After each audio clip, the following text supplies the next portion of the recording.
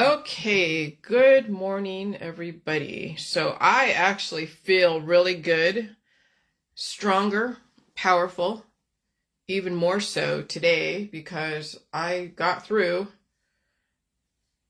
a pretty aggressive um, layer of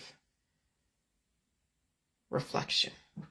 That's what I look at symptoms are, is like a reflection of the past, a reflection of something. I don't even know what the past was when it comes to my arms and my wrists.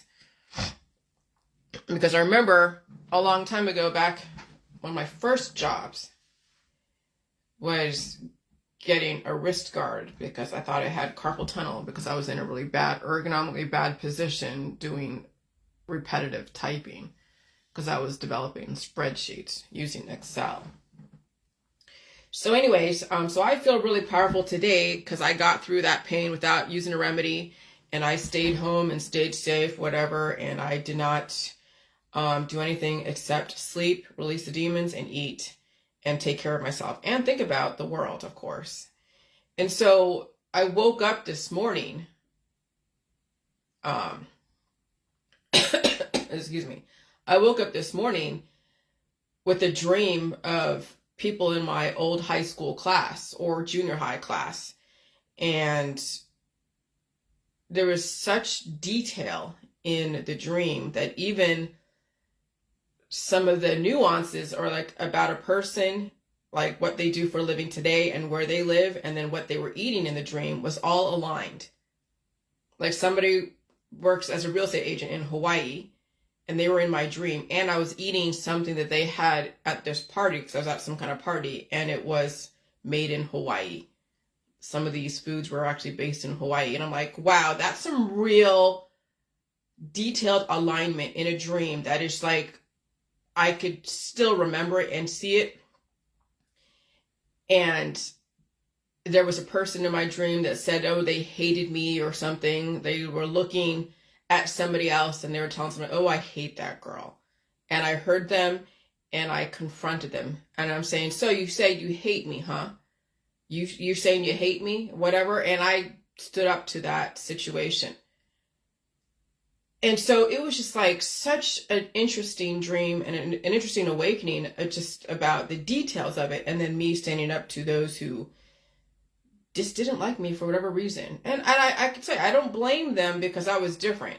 All right. When people don't like different and they were never taught to be tolerant, then they will go and destroy anything different. And so now that we are in our 50s, and we're looking back at how we were as children, and we're looking at our own children who are intolerant to those who are different. Maybe it's time to reflect and look at what you're producing, what you have produced, looking at what world we have developed and why we have such intolerance and such discrimination and such war.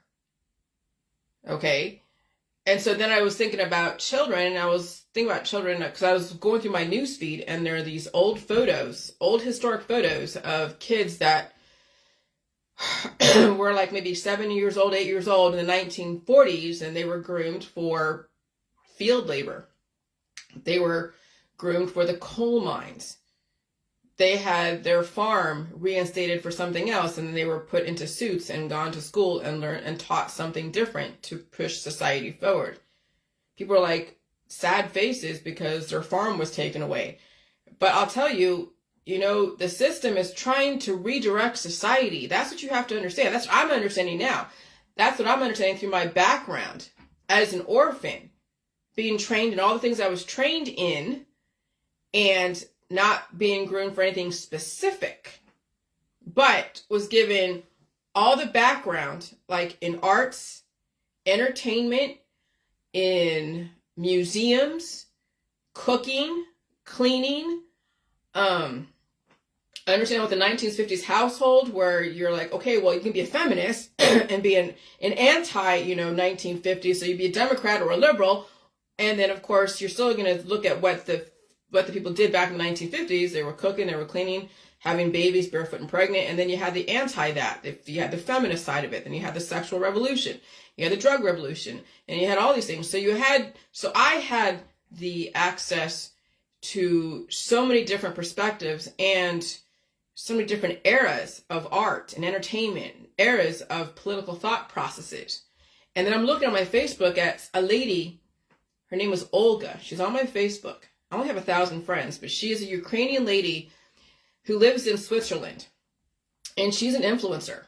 And I was looking at the beauty of her world because the people that she surrounds herself with are artists and entertainers and influencers in her society to help push society forward and make that society so beautiful. Because what is a society without the art and the beauty and the alignment and the tolerance? But right now, in the world that I live in right now, it's not very beautiful. People are intolerant, they're suffering, they don't appreciate the art, even of the past, they're suffering. I mean, that's the world I surround myself with, yes, because I had to deal with my own bullshit, so that way I can finally see the beauty of the world and also develop that and bring that to the future at some point once you deal with whatever bullshit you're dealing with. And so it reminded me of what I grew up with, having both sides of those worlds work together symbiotically. Because with all the beauty, you have to see the ugly. With all the ugly, you have to see the beauty. And how much ugly and how much beauty? Well, you want to see the ugly, so you remember the ugly, so you don't have the ugly so much. And then eventually it's mostly beautiful with a little bit of ugly to remind you never to go to the ugly again. And so we're in that time right now where we're sitting in the ugly. Though people are trying to deny the ugly because they don't want to, like, oh, gotta be everything, gotta be positive and hearts and flowers and all that shit. But there's a lot of ugly out there in the world, a lot of it. And we've produced that ugly in our world. We have produced that. We produce that in our children. We produce that in our friends, in our family. And we keep reinforcing that. And sometimes, and people don't even look at the beauty in the world because they don't have access to that. They don't want to go to a museum. They don't want to read anything different. They don't want to produce anything that is beautiful or on some level. They don't want to give people an opportunity to see there is other things besides what they have been reinforcing their whole fucking life. How do you get off that loop, that train of just, of despair and suffering? Well, you got to remember the beauty. That's why you bring diverse people in your Facebook. So remember the beauty in the world as you are suffering, because that's what you're working for, is the beauty and the tolerance and the alignment. Or else it's all just suffering, alcohol, drugs, ramping around of sex, and just so much suffering. And then your children are the only thing that you have some pride and joy in. But remember, you came from so much suffering, you're still suffering, and now your kids are going to be wrapped in the suffering, and there is no diversity in their life because mama's suffering, daddy's suffering, or mommy's like, okay, everything's about beautiful, and here, let's have a beautiful child, and this child now becomes a target because they don't understand the ugly side of it because everything's so beautiful in their world. So you see the extremes. Those with the upper middle class that have access to all the beauty, and they don't want to see the suffering, are now going to be so naive and a target for those who know how to work both sides of the fence.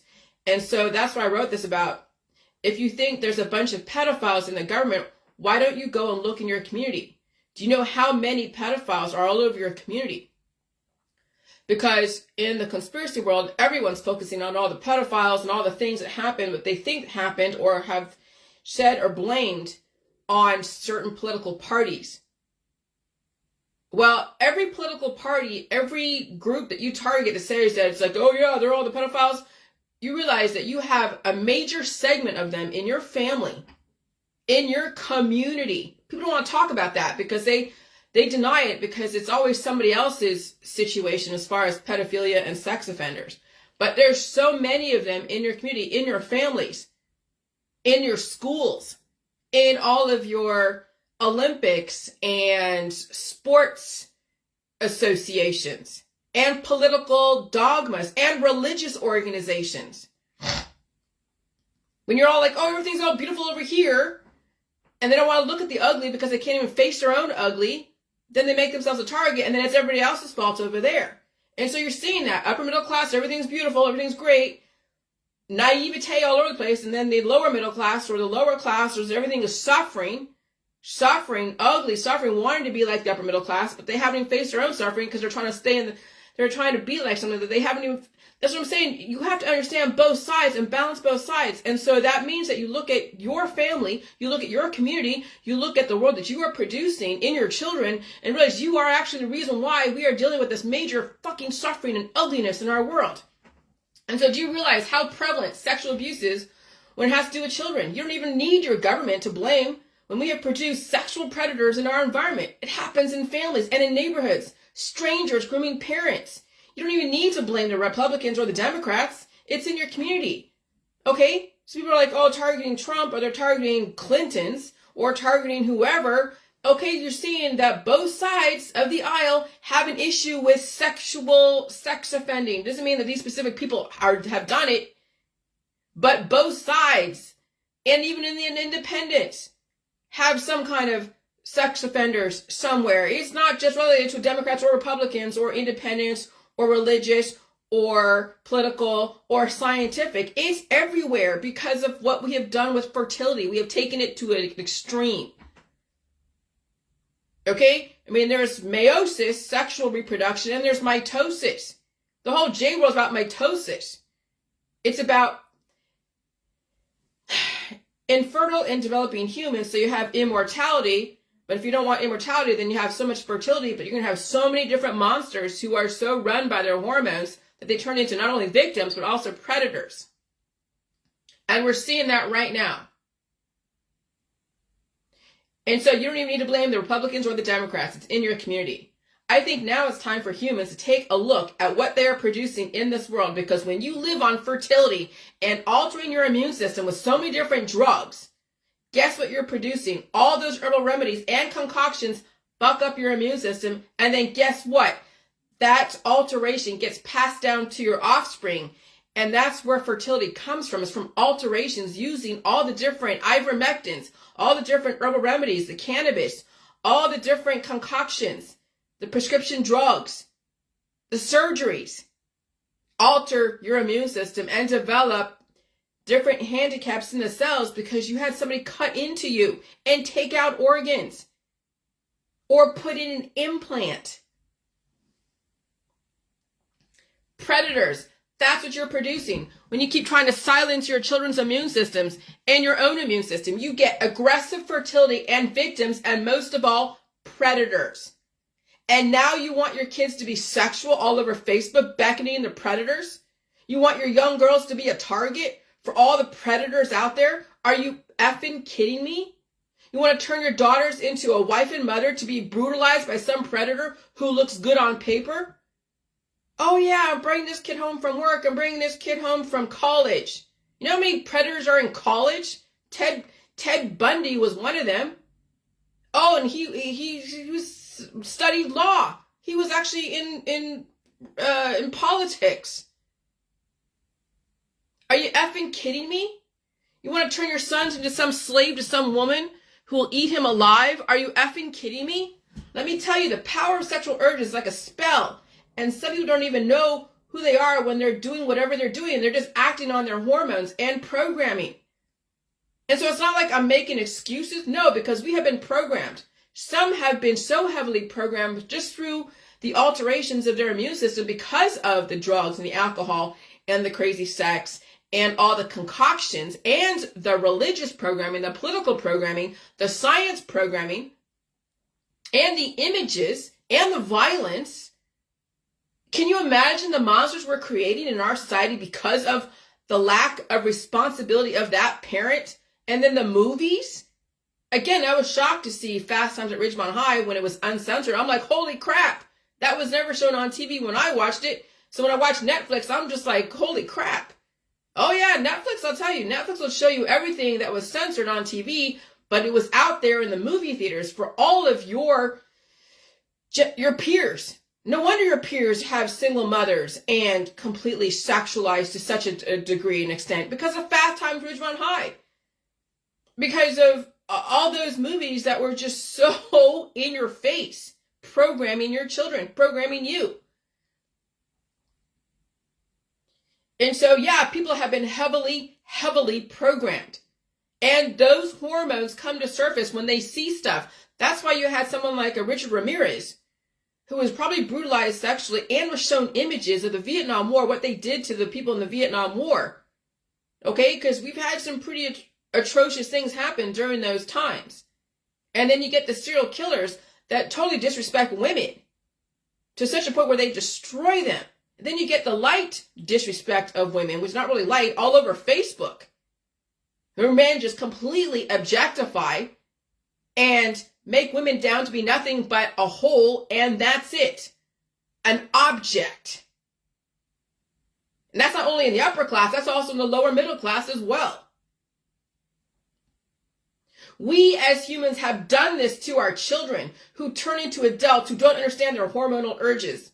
They don't have control over them, especially as young kids, which is why you see rape so prevalent in colleges and even now in elementary schools.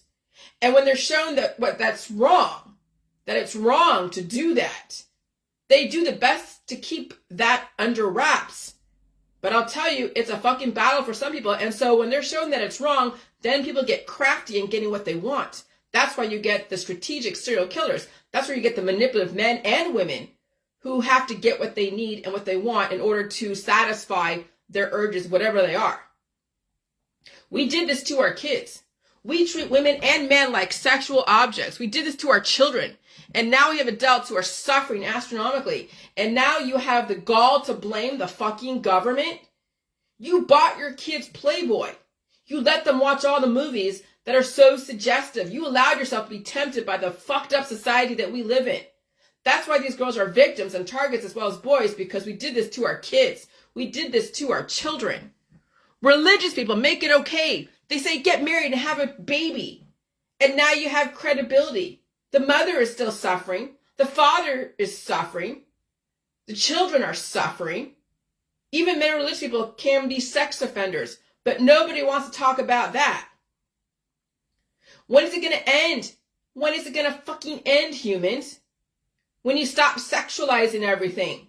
And most of all, when you stop sexualizing your daughters and sons and selling them on the fucking Facebook, advertising how beautiful your children are, just makes them a target. And then they become shallow and then victimized because they think that's what it's supposed to be. So when you're like, oh, look at my daughter in her booty shorts and her boob showing tops, and they're wearing makeup, heavily wearing makeup, and they have long blonde hair or the long dark hair, and they're wearing their prom dresses that show everything. These girls are wearing prom dresses, look like they're about to go dance in a club, go to a rave. But nowadays, that's what it is. You can't stop it. The train's already left the station. Now we just got to watch it all do whatever it has to do. But it's all with your blessing. That's why some of these kids don't stand a chance. And that's why there's OnlyFans and Instagram. So then when they drop out of college, because what are they going to do? They're so beautiful and so sexualized that all the boys in the dorm and all the girls or whatever are like, hey, and then they want to keep up with the Joneses. So what do they do to make extra money? They go to OnlyFans, Instagram. And then they start taking everything off. Even these teachers. These teachers are going to OnlyFans. And you're just saying, oh, they're not getting paid enough. No, maybe she's living beyond her means. Maybe she wants so much more that she's willing to compromise her future as far as teaching. Let me tell you, you can live within your means on a teacher's salary. You don't have to live high on the hog. Your job is to teach children, not make a shit ton of money off of teaching these kids. Your job is to move the human race forward by teaching them the basics. But no, that's not what's in these teachers' plans. They want to get rich. Off of what? And then, you violate your morals clause. And so that's what these kids don't stand a chance. And that's why there's OnlyFans and Instagram. What are these kids going to do when they have no future? They sell their body. They sell their soul. So they might go to college. They might get a degree. And they realize that there's not a lot of money in whatever they were doing. But there's so much more money in sex. When you have an OnlyFans account and you have 1 million subscribers, you can make $10,000 a month or whatever. That's the greed. That's the temptation of the greed. That's the lucrative, planning as far as making a bunch of money right off the bat. And then you get addicted to the money. That's the golden calf. That's worshiping the golden calf. That's Wall Street. That's gambling. And so then when you sell out and now you have an OnlyFans account, and then you realize that that's not where you want to be and that's not what you want to do, well, now it's out there.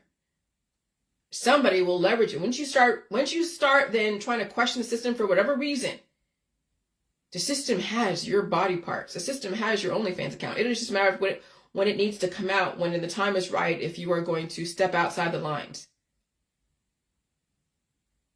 And so that's why now young girls have to really figure out what's important to them. And I'll tell you, if money and fame and fortune is more important, you will sell your soul and you'll be pigeonholed and forced into prostitution, whether it's body parts or selling images, of which then when you try to be respectable later on, when life changes, how are you going to face that when that comes up? How are you going to face that? See, these girls don't stand a chance. And so then I found this article where these parents are doing their kids' homework for them. And I remember when my dad wanted to help me with my science project, my mom's like, nope, she has to do it on her own. So I had 2 science projects I remember doing. It was the 4th or 5th grade. And one of them was sewing the theyre flag. Like, I did my own sewing. I took the felt and carved out or drew out the theyre flag and all the stars. This is the California flag. And then I had another science project, and it was ocean currents. I would carve out or cut out images from my dad's science magazines, and I would paste them and talk about ocean currents and all that. So I did all of my own homework when I actually admitted I had homework. But my mom's like, my dad was not going to do the science project for me because I had to be the one to do it. That was my mom's doing. Because my dad would have done it for me because it would have been his little project because he's a scientist, right? So is my mom, but in a different way. And so we have now parents who are doing their homework for their kids, right? They don't want their kids to be stressed out, doing everything for their kids, not ever putting boundaries on their kids. And it's now parents that are the ones now who get to go to school, back to school again, right? So that couple that's doing their math homework for their kids, because they don't want to stress their kids out, this couple clipped their children's wings. That's what's so unfortunate for these grandchildren out there. Grandmother and mother don't have what it takes to actually raise a fucking kid in this world. That kid was set up to fail.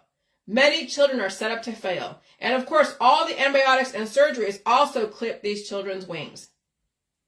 Some kids will be programmed academically, temporarily, until their predisposed issues kick in. And yeah, that's why these kids are so smart at an earlier age, because the environment has accelerated the maturation process. And so whatever they are in, like if their dad is an engineer and their mom is like an engineer and the kids are around engineering material and they have that infrastructure in their home, they're going to be little engineers and be groomed in that, and then be given to the system in programs to go and act out their engineering situations until they turn 20, and then they contract a disease, because that's probably when it's going to happen, is when they're in their 20s and 30s. And that's why you see kids nowadays who've been groomed for sports dying on the field because they matured faster because of how aggressive the environment is, and so they realize the outcome sooner.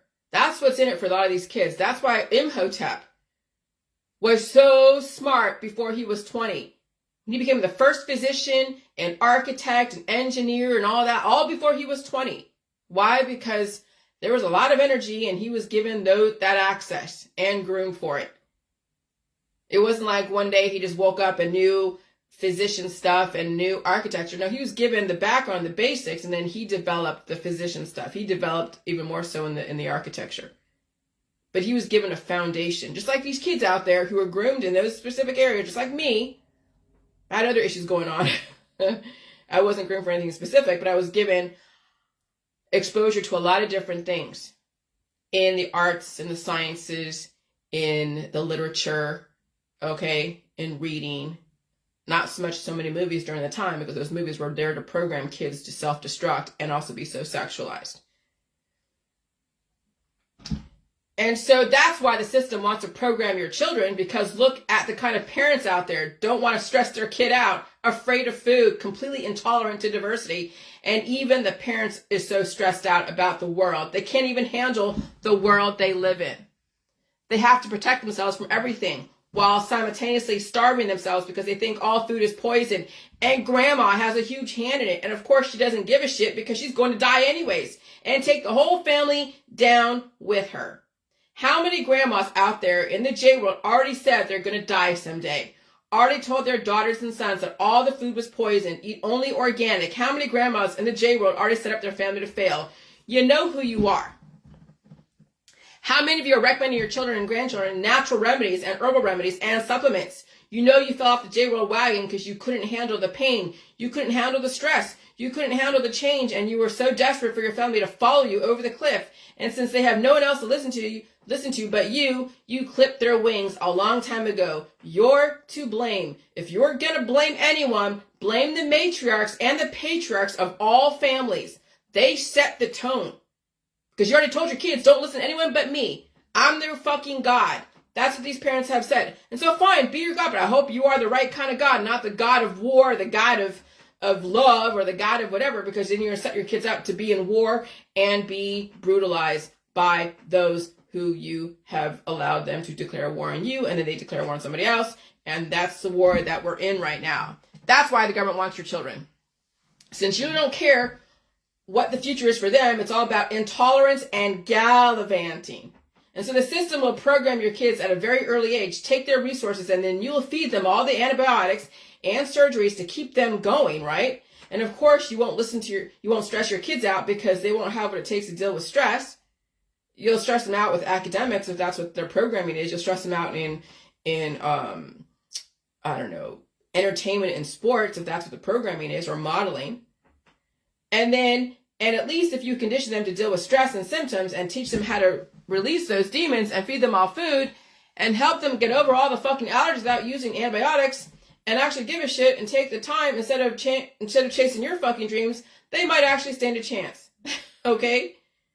And so that's the thing, is that you can work with a system where they can program your kid because they have the resources, and then you help your kid release those demons and help them understand symptoms and get over the food allergies, because they're going to need all the food in the food supply, especially in this environment. But no, you see parents shoving antibiotics and remedies and telling their kids that all the food is poison and giving them spicy food and elderberry syrup and apple cider vinegar and honey. And so they're developing demons, which are the offspring from the antibiotic and probiotic, developing an offspring, a microbial offspring that's going to work against them later on. They might be cured now. Maybe whatever gifts that were given to them right now might come to fruition before they're 20. But by the time they're 20 or 30, they may not even survive because you didn't give them a platform to survive.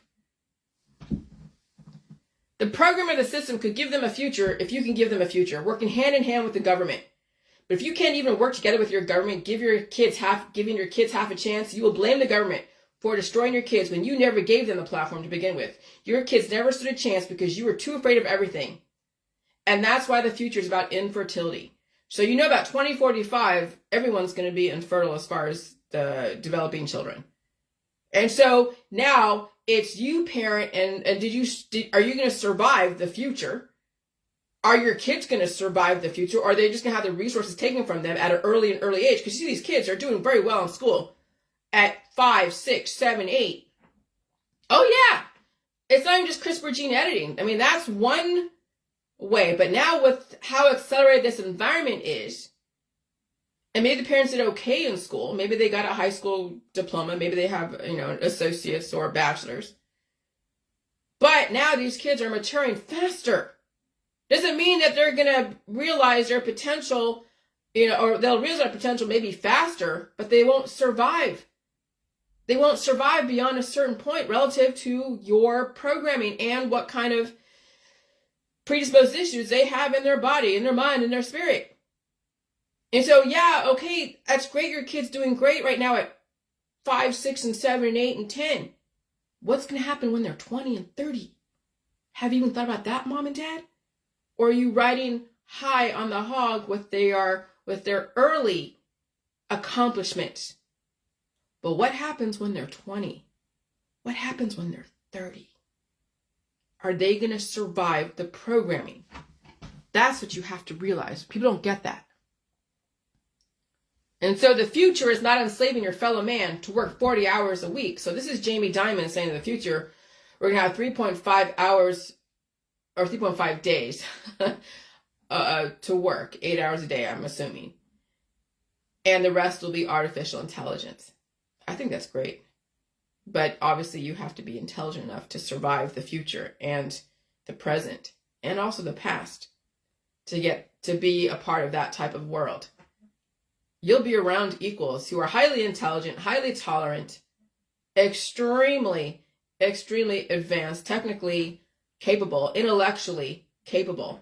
You're not going to have what you're seeing today with people who are just suffering on the streets. Like I'm watching Orange is the New Black, and they were showing that one lady who's an old lady who just lost her marbles. She's not even, she can't even, function correctly. So they did the compassionate release. What is compassionate release? Where they just let her out in the street, let her fight the battle. She's not going to survive. The system's not going to take care of somebody who is deteriorating so rapidly like she was. That's the future, is when you start deteriorating, literally when you start deteriorating, the system will keep turning the heat up, and then those cancer cells and those offspring in your body will metastasize and take you over and destroy you. And so, no, there's not going to be any cancer in the future. You're not going to have a bunch of children in the future unless the government produces them somewhere and programs them to be a responsible, productive, tolerant, artistic human being. You're not going to see what you're seeing right now in the future as far as the desperation and the suffering and the intolerance and the fucking bullies. You're not going to see that because the system will keep playing with the frequencies and develop, and then you won't, since you haven't looked at my information because Jillian's stupid, right? You'll develop all those offspring and you'll have a closed immune system, and maybe you'll act out some of those sexual urges because they're trapped in your body. And that's why we have a surveillance society, so they know we can kind of predict and see who's going to do what because of what they're posting on fucking Facebook. That's Minority Report, pre-crime.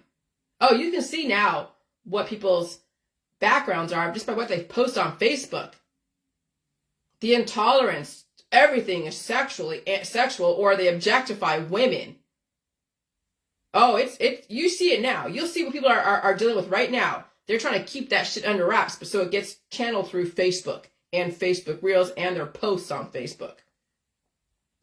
And so the future is not enslaving your fellow man to work 40 plus hours a week and crack the whip on your friends and family. That was the old world, when you were shaming people into working like a dog, working your animals to death, like those horses in New York City forced to work for those tourists, like those animals in the zoos who could be out there roaming free if they weren't injured. Some animals die in captivity. Some are able to be set free. When you keep so many people in your world in a stable, force them to work for you, you are a slave owner. When you purposely don't set your kids free so they can spread their wings, but you also had to give them an amazing foundation so their wings could fly, or did you clip your kids' wings before they even knew how to fly?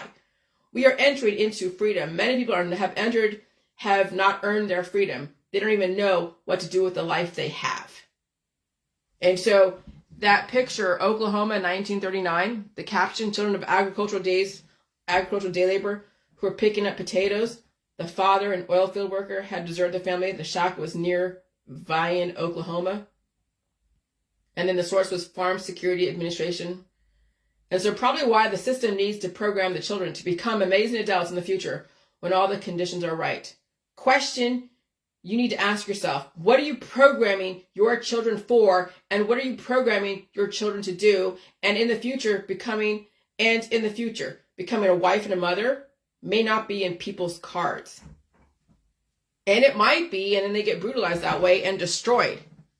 How will you give your kids an amazing future without looking for Prince Charming or Princess Charming? Infertility is the future. The future is immortality. That's the new wave of the future. Or you become a drone and die a drone. You become basically a robot. Because the robots out there, if they start breaking down and they can't be fixed, then it's deactivate. That's what's going on. People are being deactivated all over the place because they never understood their immune system properly. They kept doing the shortcuts. Or you become a drone and die a drone. When fertility was in, immortality was out. If immortality is in, then fertility is out. What's the future for your offspring? And so there was this picture that somebody posted. I'm not going to say the person's name. I'm not trying to embarrass anybody. But I want to hear what the post said.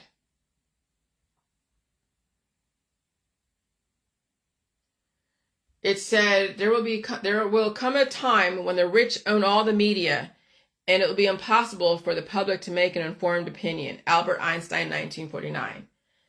Okay, it said, well, evidently Albert Einstein did not know the internet would be invented in the future.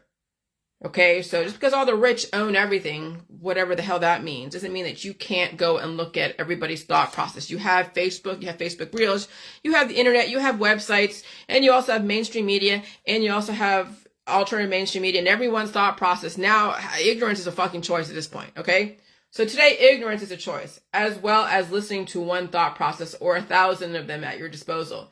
Today, you can be as ignorant or as educated as you want to be. And so I said, Albert Einstein was born in Ulm in Württemberg, Germany on March 14th, 1879. So he could not possibly know the internet was going to be invented in the future. So he was looking at all the rich at the time running everything. But somebody has to lead society somewhere or you get fucking chaos, right? So if large amounts of money is equated to intellectual capability, the poor will always feel like they're stupid. What they're saying is, if you have $1, you'll worship someone with $1.50. Does that really make sense? CENTS or SENSE? If it's all about money to you, you will always be poor and potentially even intellectually incapable. And so, yeah, just because the Rothschilds run the banking world doesn't mean they have nothing good to offer. Of course they do.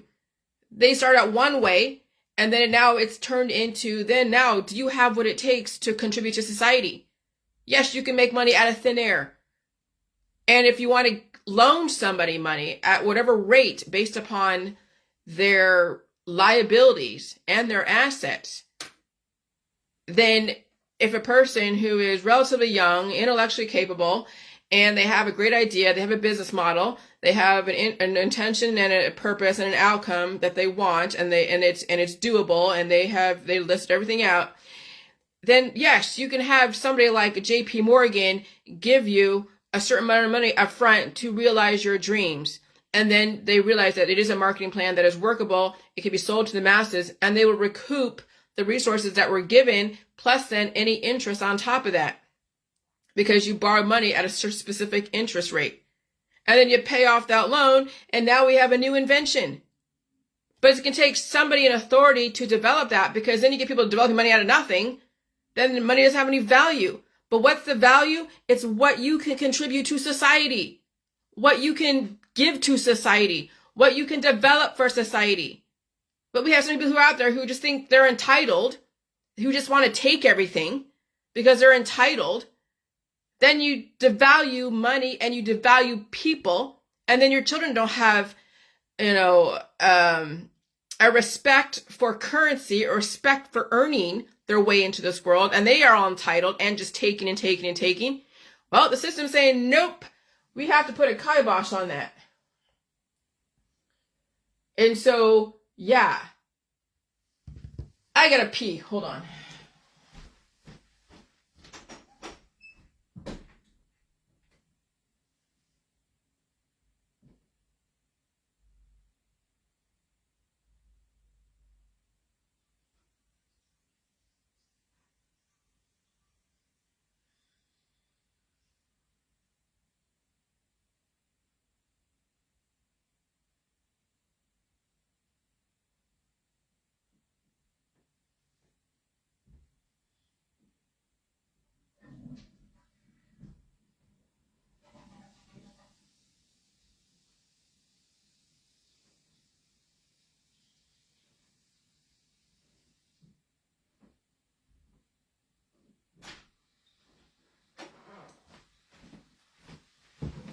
And so, we are in war. And I told you, war is on all different fronts. Relationships are war. Friendships are war. Your community, the job market, economics, cultures, politics, religion, science, all war. And some people don't understand that that's what you're in. You're in a war. It is survival of the fittest. It literally is. And so now it's like, who is going to win in the wars that we were being forced into? And when do you take yourself out of the war, and when do you fight a war? Because I'll tell you, even with me on my own, it's always a war of ideas. It's a war of survival, even at the microbial level, even people you live with, your community, your environment. When you go to the store and there's one thing left, and two people are trying to get to that one thing that's left, the last little pasta. Who's going to get there first to get that last little pasta, and there's nothing in the back? It's survival of the freaking fittest. Okay? And so when the system has weaponized your friends and family and cohorts against your longevity, that war you're fighting in your house is in your house. It's in your lifestyle. It's even in your body. The war is not out there. It could be if you foolishly engage yourself outside of your home. The war is trying to survive your lifestyle, your friends and family. That's the war you're up against. Don't hate the player, hate the game. Because if you don't learn the game, you will always lose the war. Hence, when able to attack, this is the art of war. If you read the art of war and look at what's going on, and you can see it from the J-world perspective that you're the one that put yourself in the war, you're the one that's responding to someone lobbing grenades at you, starting wars in your mind, in your body, in your spirit. It didn't mean they started, maybe they're responding to your ancestors who started the war way back when, who then were responding to whatever somebody else was doing way back when, before you even knew that wars even existed. Okay, where do you trace back the first grenade that was lobbed? Way back when, the beginning of time, when the first energy invoked some kind of purpose in the first cell. Every single war that you're in is a defense posture. You're defending your life. You're defending your religion. You're defending your politics, your science. And when you defend, people defend with provocation. Well, you got to realize that the wars will never end until you finally end the war. It doesn't mean you die from it, but not only you choose your battles wisely, but you realize those that lob grenades at you doesn't mean they have to hit you. It just means that you step out of the way and you let them lob grenades at somebody else. Because when you don't react to somebody lobbing grenades at you, and then you develop an argument and a position, and you block yourself from people who are lobbing grenades at you, you don't have to enter into the wars. You just keep defending yourself without provocation. That's the whole J-word I learned, is that you defend yourself without provocation. And that's a hard lesson to learn, because we've been taught to provoke, to defend, when that's not really how you're going to survive. You have to defend without provocation, without provoking somebody else. And if you have to say stuff on your Facebook, not on someone else's Facebook, so you can get it out, doesn't mean you're provoking somebody else, because they're choosing to look at your information. They're choosing to go to your page. They're choosing to react to your information. And so then that's how you're going to be able to get across your ideas and thought processes without confronting people. Though people will think you're talking about them, but let me tell you, there are so many clones in our society. That's why you should have a diverse Facebook, because there's so many people that will exemplify what you're talking about. And that's what I had to let you guys know. I'm not talking about anyone specific, but if the shoe fits, then fine, wear it. Doesn't mean that I'm talking about you specifically, but there's many people like you, that act like you, that react like you. And so the war is trying to survive your lifestyle, your friends and your family. That's the war you're up against. Don't hate the player, hate the game. Because if you don't learn the game, you will always lose the war. Hence, when able to attack, this is in The Art of War by Sun Tzu, we must seem unable. Okay, when using our forces, we must seem inactive. When we are near, we must make the enemy believe we are far away. And when far away, we must make him believe we are near. So imagine that you think the enemy is the Democrats and the Republicans, and they live in one town, or they live on Capitol Hill, or they live behind the gates in some place in Northern Europe. When actually the enemy is not only inside of you, because you keep harboring the enemy inside of you because of your antibiotics and all your surgeries, but you harbor them around you. You harbor the liabilities around you, your friends, your family, who keep reinforcing damage to your body, mind, and spirit. Okay, that's the art of war when you don't even see the enemy. You can't even see it because the enemy is the people that you love the most. But why would you call them the enemy? Because now we're in a different climate. What was an asset 20 years ago is now going to be a liability, like I said before. Survivorship tells you everything. Just make sure you are 100% accountable, giving people around you choices. And you don't take advantage of your position or their position. In my opinion, everyone should have wiggle room. Don't ever, ever paint yourself or anyone in a corner. Always give yourself options and give the people you respect the most plenty of options. Everything they do must be their choice. I don't believe in enslaving anyone. That's why when you become a bean counter, like in the jail, when you finally release those demons, you figured out where you're responsible. So what is survivorship? The state or condition of being a survivor. Survival. A survivorship clause. In the law, a right depending on survival, especially the right of survivor of a person with a joint interest to take the whole of the death on the death of the others. So you're a beneficiary. That's survivorship. A beneficiary of a person, place, or thing. And so when you are surviving your spouse, it means that you won the microbial war. When you survive your parents, it means you cannibalized the shit out of them because you could, and they let you. It was built into the culture. So you were the survivor until your kids cannibalized the shit out of you, which you're seeing right now in families. They are allowing each other to cannibalize each other. And it's all accepted and celebrated.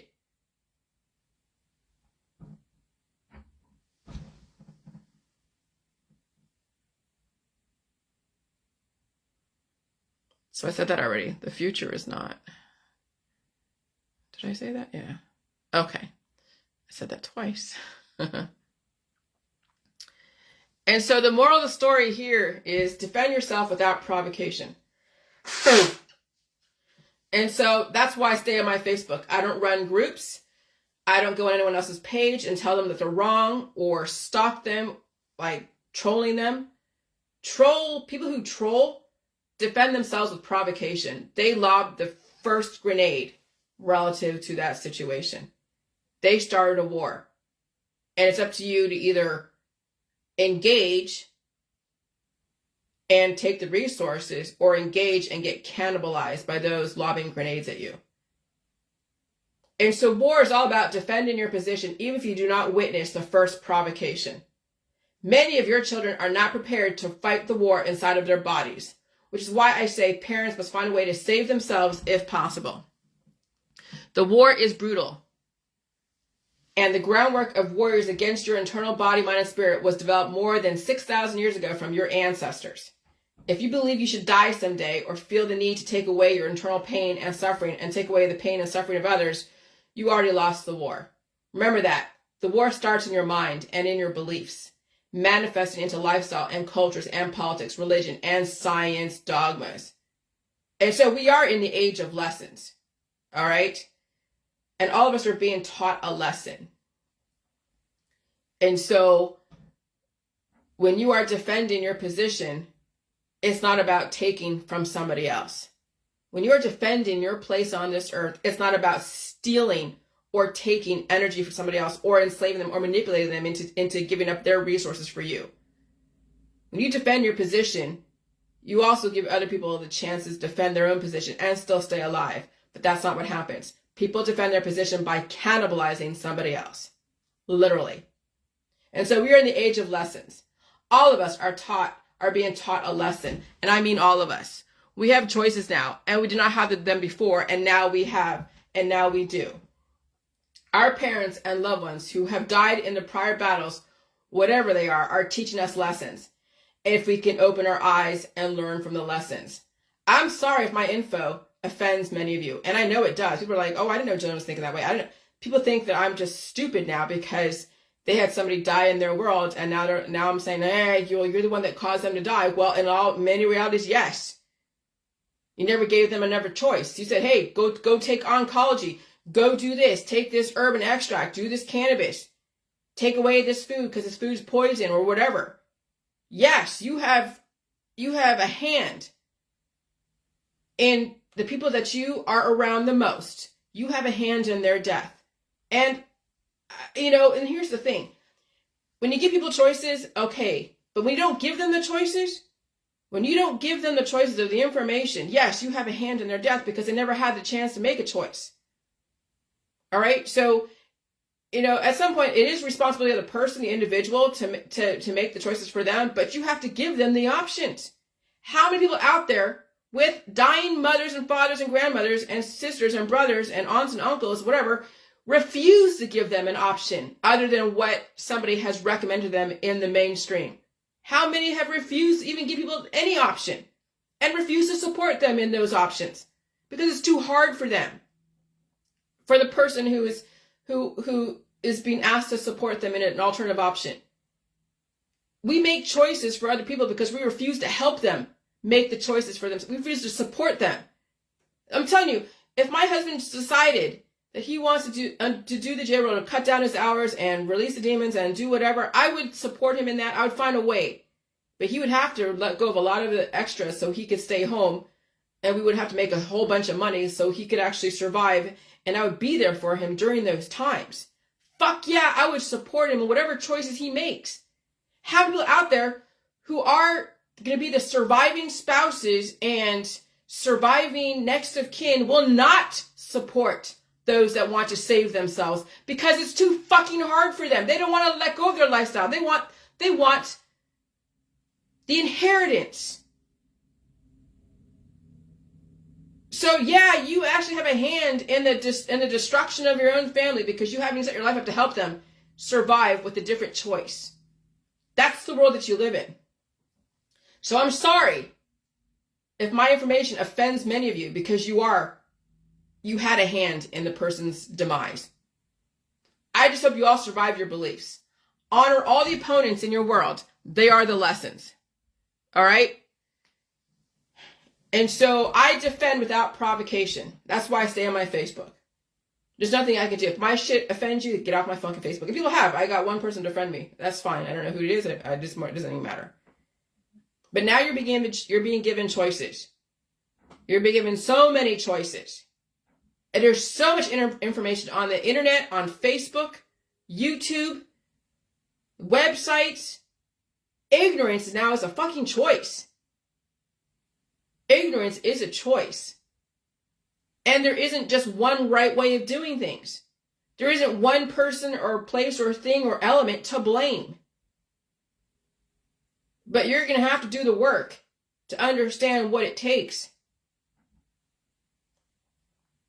And if you can't even save yourself, you're definitely not going to really save others, really, when you think about it. What do you mean save others? Well, let's just say this scenario. There's somebody in your world, you can't do the J world, whatever, but you have probably maybe 20 years, maybe less, who knows.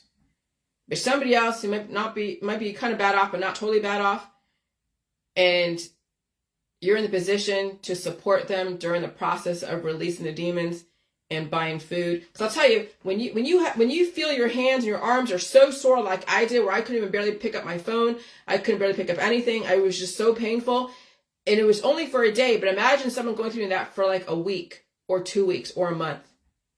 Okay, it's hard to say how long people are going to be dealing with this stuff. And so when you say you can't do the J world because for whatever reason, but this person wants to, and they want to feel the pain, they want to be able to sit back and just relax and release the demons and eat food and feel the pain, and you're like, I'm not going to help you. That's what some people around you who want to actually save their life, but they don't have the support system because their friends and family refuse to be that for them. That's why sometimes the enemy is your own friends and family. And so that's why those who can do this on their own should, because there is no guarantee your friends and family are going to support you in changing your life. If anything, they'll make it easier for you to end your life because that's easier for them. They don't want to be put out. They don't want to fucking change. They don't see the possibility. And they will impose that on you and make sure you don't change your life. That's why the enemy can be so close and so near. It could be your own mother, your own father, your own sister, your own brother, your own husband or wife. That's the scariest of all. When those that you love the most are the ones that are going to do you in the most. And that's why you have to figure out who you're going to marry, who you want to marry, why you want to get married. And if you have kids, I probably would not force them into relationships to be brutalized and be taken down by somebody else. But if you, mom and dad, don't want to set your kids up correctly and you want to force them into relationships so it's off your hands, I don't know. I'll tell you, it's very complex. But that's when you have to realize, that's when you have to list down the line items of liabilities and assets and what it is that you want now and in the future. And, and figure out what your adult children want, what your kids, what their potential is, and what you're going to have to juggle. I mean, when you're dealing with other people, when you're dealing with dependents, you got to juggle so much. That's why I wouldn't recommend your kids to go have families at this point, because that will only make shit harder. And that's why the system is gearing towards infertility, because we have developed monsters in our society. Monsters. And some of them are in your government, and some of them are your next door neighbors. And you know very well that is true because you've heard the sirens, and you've seen the websites with monsters. A lot to think about. I gotta go. Bye.